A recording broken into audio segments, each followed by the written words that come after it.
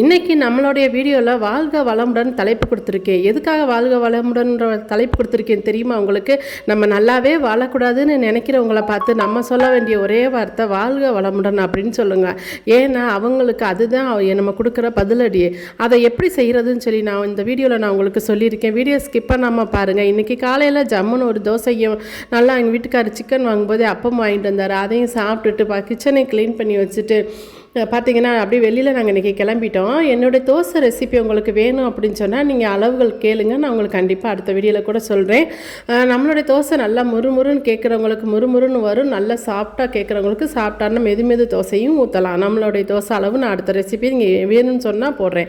அம்மா இன்றைக்கி எங்கே கிளம்பிட்டேன் அப்படின்னு சொல்லி பார்க்குறீங்களா? இனிமேல் தான் இருக்குது இந்த வீடியோவில். இப்போ பாருங்கள், நான் வெளியில் அவசரமாக கிளம்பிட்டேன். அப்படின்னா நான் கட்டியிருக்கிறது செட்டிநாடு காட்டன் தான். செட்டிநாடு காட்டனில் நான் எல்லா வெரைட்டிஸ் நான் அப்படியே சும்மா ஃபோனில் பார்த்தோம் வாங்கணும் அப்படிலாம் இருக்காது. அந்தந்த இடத்துல போய் நெய்கிற இடத்துல போய் அந்த சேலைகள்லாம் நூல்லாம் புது நூலாக எல்லாம் பார்த்து தான் நான் வாங்குவேன். ஒரு ரவுண்டு நம்ம வெளியில் போய் கடைக்குள்ளேயும் பார்ப்போம் அப்படின்னு சொல்லி பார்த்துட்டும் வருவேன்.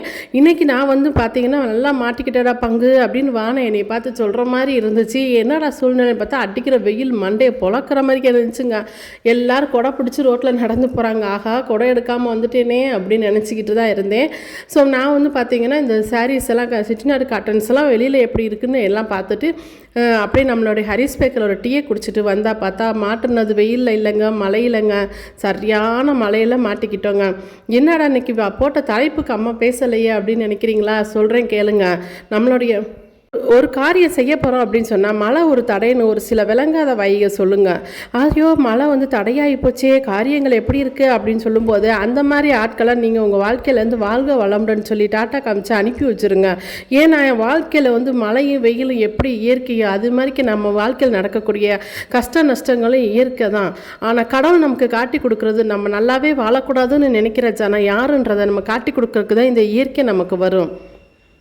இந்த சூழ்நிலையை நம்ம ஒரு தடையாக நினைக்காம இதை வாழ்நாளில் ஒரு நாள் அனுபவமாக நம்ம நினச்சிக்கிட்டு போயிடணும். அப்போ தான் எந்த தடைகள் வந்தாலும் அதை ஒரு அனுபவமாக நினச்சி நம்ம அதை தட்டி விட்டு தாண்டியும் நம்மளால் மன ரீதியாக வெளியே வர முடியும். இந்த மாதிரி ஆட்களை வெளியே அனுப்புங்க உங்கள் வாழ்க்கையிலேருந்து.